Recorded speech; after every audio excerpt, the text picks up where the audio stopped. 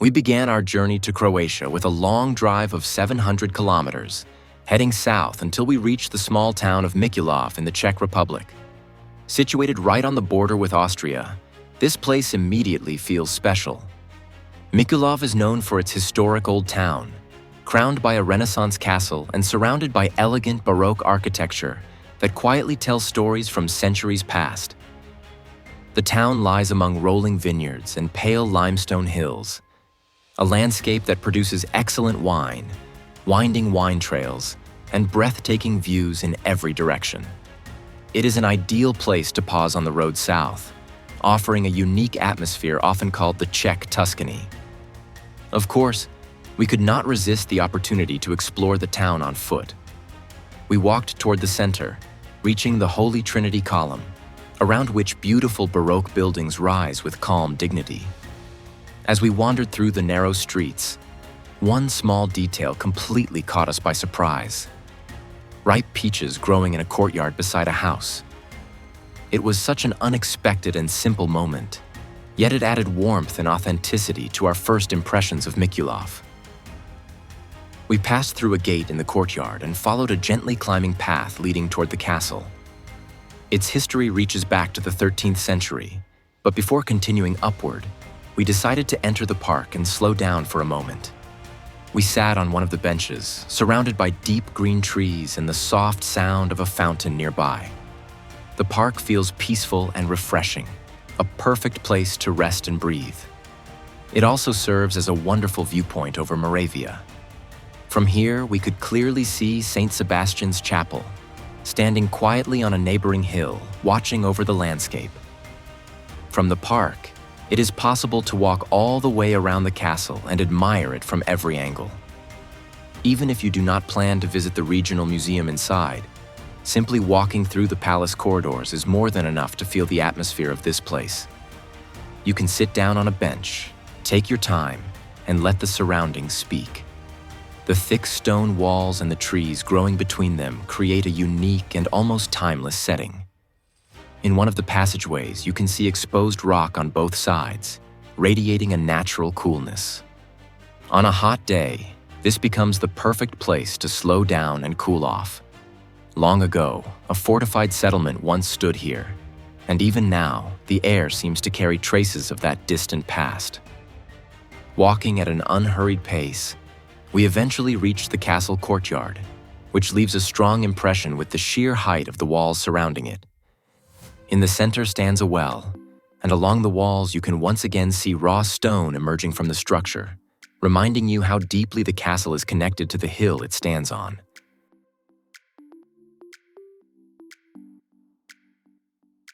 We took a souvenir photo beneath the tower where the Czech flag waves gently in the wind, and then we made our way to our apartment. From there, we had a stunning view of the castle and the hill crowned by St. Sebastian's Chapel. As evening approached, the light softened, and Mikulov revealed itself as the perfect beginning to our journey south. Calm, warm, and full of quiet beauty. The next day, we continued our journey further south.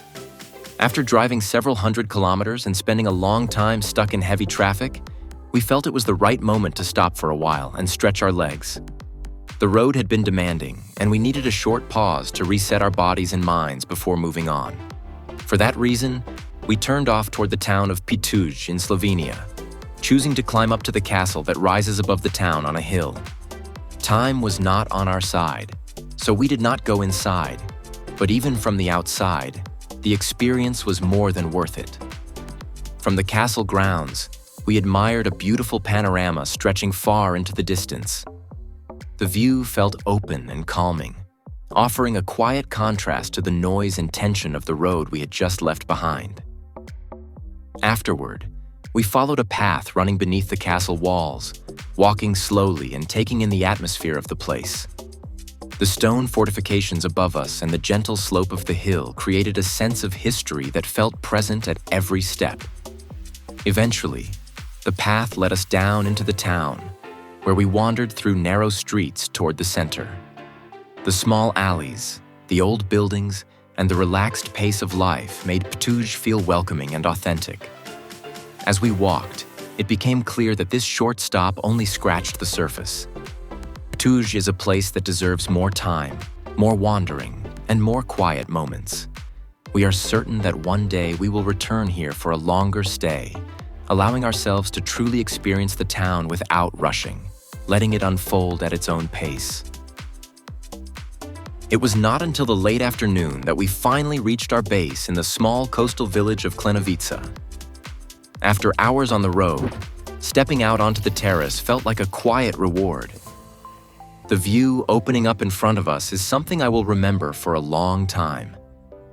The sea stretched out calmly below, reflecting the light of the fading day, and in that moment, all the tiredness from the journey slowly disappeared. We did not rush anywhere after that. Only the following day did we finally go to the beach. It was a bit crowded, but after 2 long days of traveling, it honestly did not bother us at all. We were simply happy to be there, feeling the warmth of the sun, the sound of the waves, and the rhythm of the coast. It felt like the journey had truly come to an end, and the holiday was finally beginning. In the afternoon, we went to the town of Senj to walk through its streets. Senj is said to be the oldest town on the Croatian coast. For me, it was also the largest town we visited that had not yet been overtaken by modern tourism. Looking at its large harbor, one might expect huge crowds, but that was not the case. Because there are not too many tourists, everything feels slower here, almost as if time moves differently, much like it does on the islands.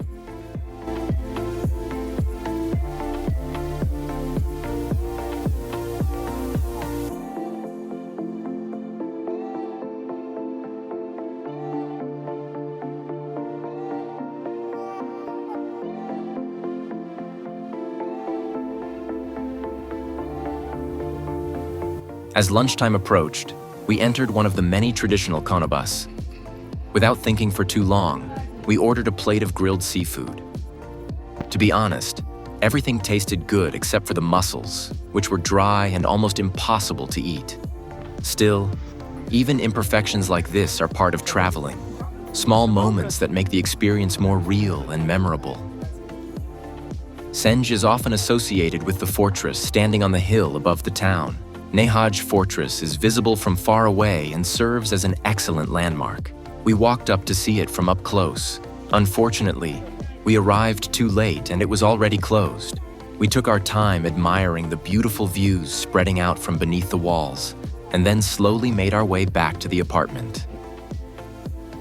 Plitvice Lakes National Park is an absolute must when exploring Croatia, and it is without question the most famous national park in the country. We chose a day for our visit that began cloudy in the early morning, then slowly opened up into full sunshine, with temperatures around 25 degrees Celsius. For walking, it turned out to be almost perfect weather, comfortable and pleasant, allowing us to spend many hours outdoors without feeling exhausted. Well-organized and clearly marked trails run throughout the park, guiding visitors between the lakes. The shortest option is Trail A, which is only 3.5 kilometers long. The longest, Trail K, stretches for more than 18 kilometers and requires an entire day to complete. Our choice was somewhere in between. Trail H is 8.9 kilometers long, and the estimated walking time is between 4 and 6 hours. Unless, of course, you stop every few minutes to take countless photos, which is very easy to do here. The trail begins at entrance number 2, from where a panoramic shuttle takes you through the forest to the upper lakes. After walking around them, you board a boat that crosses Lake Kozjak and takes you to the lower lakes. The route ends at the Great Waterfall. In this way, you see the most important parts of the park, and the boat ride saves you a long walk along the shore of the largest lake. We started with the upper lakes. 12 lakes formed during the late Triassic period. The Matica River flows into the first lake we encountered, Prošćansko Lake. Numerous paths, wooden walkways, and small bridges run alongside the lakes, above streams and waterfalls, creating a route that offers constant views of this entire part of the park. Every few steps, the scenery changes slightly, revealing new perspectives and details.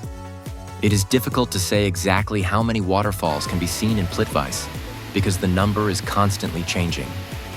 It is estimated that there are around 90 waterfalls in the park, although prolonged rainfall or periods of drought can significantly affect this number.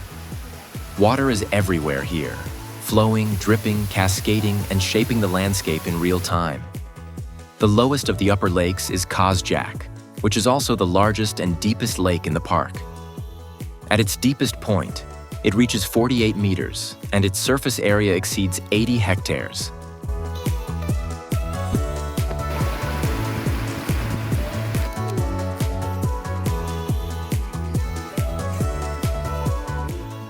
Along its shore, there are 3 piers. Included in the ticket price is a boat ride between them. The journey from the second to the third pier takes several minutes, and the boats run quite regularly. Although we did not encounter many tourists along the trail itself, a noticeable crowd had gathered near the pier, and every bench on the boat was occupied.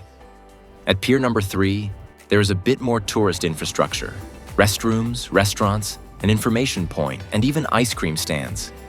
We decided it was time for a break, so we sat down at a table and enjoyed a freshly brewed coffee. There was no rush at all. We had planned to spend the entire day in the park, allowing ourselves to move slowly and fully absorb the surroundings. After the break, it was time for the lower lakes. This section is much smaller but also more crowded, as the main path from the primary entrance runs through it. Here you will find 4 lakes: Milanovac, Gavanovac, Kalujerovac, and Novakovica Brod, from which the Korana River flows onward. By this time, the weather had become even more beautiful. The water in the lakes displayed every imaginable shade of blue and turquoise. It was hard to believe that all those postcard images of Plitvice did not need any photo editing, because nature itself created this incredible color palette. Numerous wooden walkways run along the lower lakes. You walk right beside the water, often in the shade of tall trees, simply admiring the views and listening to the sound of flowing water. This part of the park feels immersive and intimate, as if the landscape gently pulls you into its rhythm.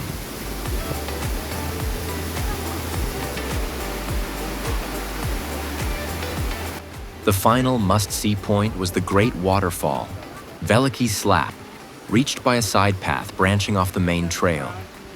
Standing 78 meters tall, it is the highest waterfall in Croatia and is fed by the waters of the Plitvice stream. Nearby, there is an information board with descriptions and photographs showing how this place looks during different seasons of the year, reminding visitors that the park is constantly changing.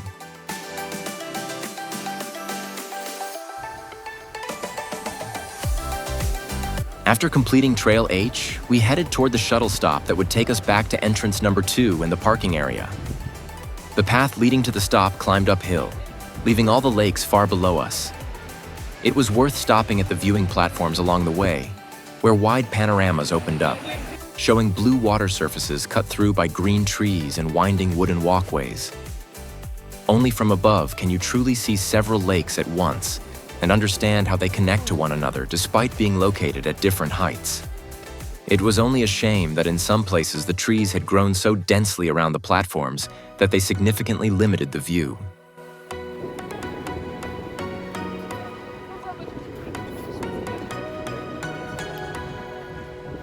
For the next day, rain and heavy clouds were forecast across the whole of Croatia, so we decided to stay in our small town and slow the pace even more.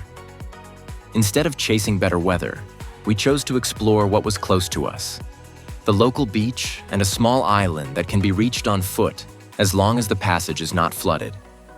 We were lucky. The path was still passable, and we made our way across. Even though the wind was so strong, it felt like it could tear the caps right off our heads. The air was restless, filled with the sound of waves crashing harder than usual against the rocks, and the sky hung low and gray above us. It was not the calm, postcard-perfect version of the coast, but it had its own raw beauty. Apart from a nice view back toward the mainland and a small lighthouse standing quietly on the island, there was nothing else there. No buildings, no crowds, just rocks and grass shaped by the wind and the sea. The simplicity of the place made it feel untouched and honest, as if nothing had changed there for years. We could also see this island from our terrace, watching it from a distance throughout the day. Seeing it both from afar and up close gave it a familiar feeling, like a silent companion during our stay. Even on a cloudy and windy day, moments like this reminded us that travel is not only about perfect weather, but about experiencing places as they truly are.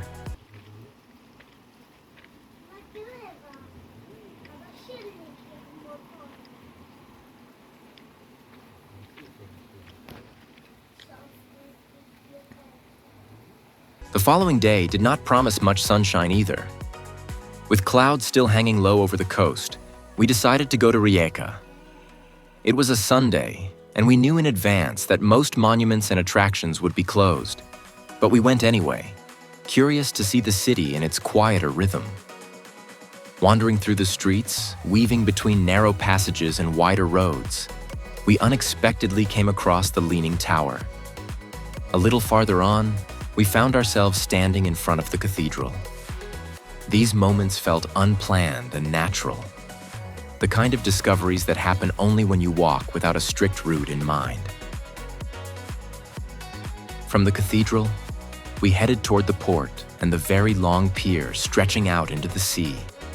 Along the way, we passed numerous fountains, bells, sculptures, and clock towers, each adding another layer to the city's character.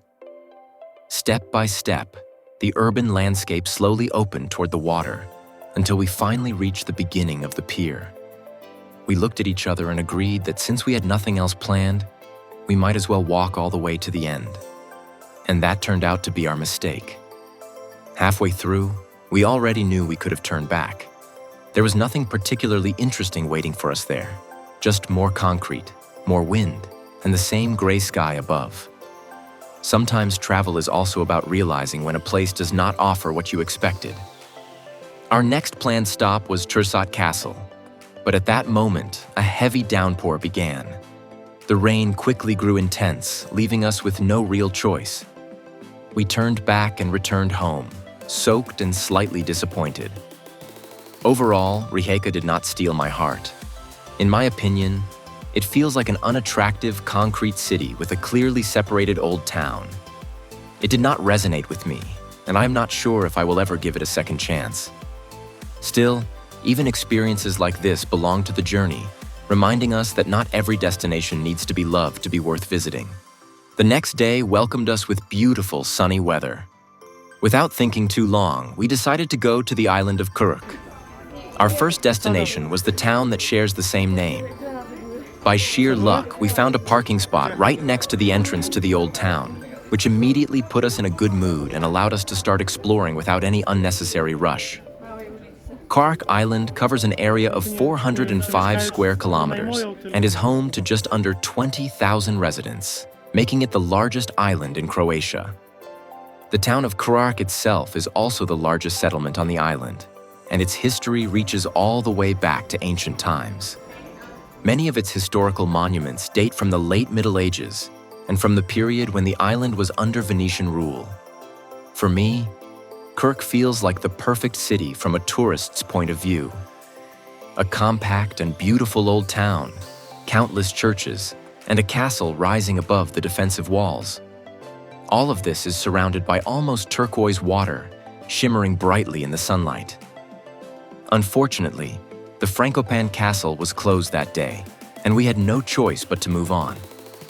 After being turned away at the castle gate, we continued with a walk through the old town. The streets of Krk invite you to wander endlessly without a clear direction, simply getting lost in the atmosphere. There is something truly special about this place. And of course, we did the standard round of churches. Right at the edge of the old town, still within the city walls, stand two churches side by side, quietly reminding visitors of how deeply history is woven into everyday life here. Once we had explored the old town thoroughly, we did not head straight back to the parking lot. Instead, we decided to continue walking along the coastline, passing the port and the beach, all the way to a nearby lighthouse. It was not a long walk, but a pleasant one. Although beach time on Krk Island was part of our plan, We did not want to do it in the main town. We preferred to leave that for a place focused entirely on beach life. That place was Baška, a resort located at the very end of the island. The road leading there is scenic and full of views, even though there is no real chance to drive fast. Baška is famous mainly for its great beach, which stretches for almost 2 kilometers. We expected that there would be plenty of space and that we could escape the crowds. Oh, how naive we were. While the beach in Baška is indeed enormous, the number of tourists was just as impressive. Still, it is absolutely worth coming here, if only for the views. It is the most beautiful beach in Croatia that we have visited so far. We spent about 2 hours on Baška Beach before finally deciding to head back. The next and last stop of our trip around Ptuj Island was the town of Vrbnik. It is best known for having the narrowest street in the world. On top of that, Vrbnik is perched on a cliff directly above the Adriatic Sea. For that reason alone, it is worth climbing up to one of the viewpoints and seeing the town from above, where the contrast between stone, sea, and sky creates a view that stays with you long after you leave.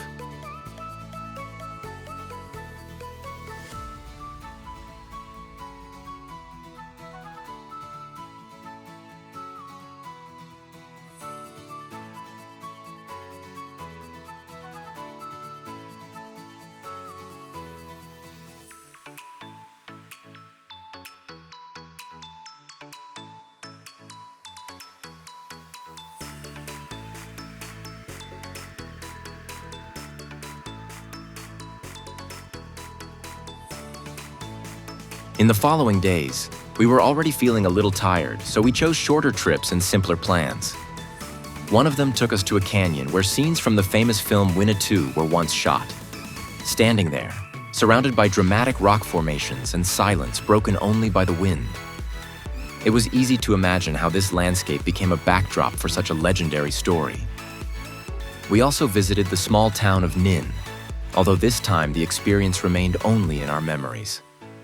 My phone stopped working, and I did not manage to record any footage. Still, not every place needs to be captured on a screen. Some moments are better kept only in the mind, untouched and personal. Another stop led us to the ruins of the Castellina Castle on the island of Vir. Walking among the remains of old stone walls, with the sea close by and the horizon wide open, we could feel the quiet presence of history once again.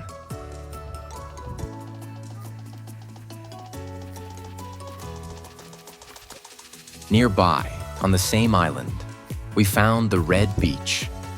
Its unusual color, contrasting with the blue of the sea and the pale sky, made it feel like a final visual accent to our journey. And just like that, our Croatian adventure of this year came to an end. It did not finish with a single dramatic moment, but rather faded out slowly, the way the best trips often do. We are certain that we will return here more than once, because we simply fell in love with this part of Europe. With its landscapes, its pace, and the feeling it leaves behind long after the journey is over.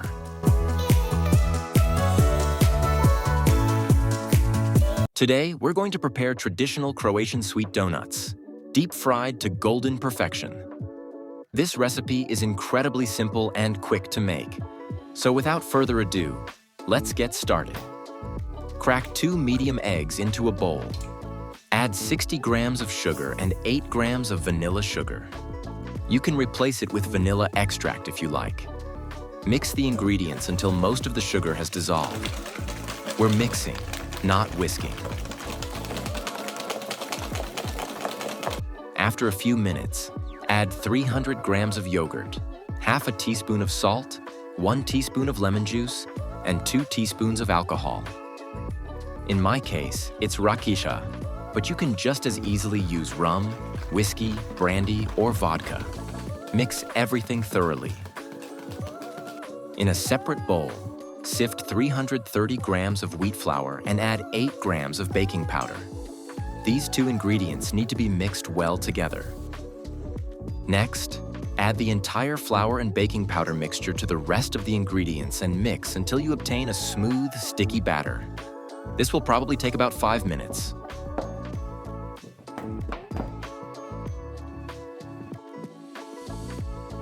Pour about half a liter of oil into a small pot and heat it to approximately 170 degrees Celsius.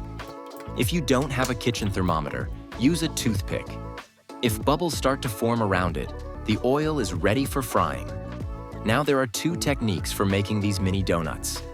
With the first method, dip a spoon into the oil, scoop up a bit of batter, and then, using your finger, drop it into the hot oil.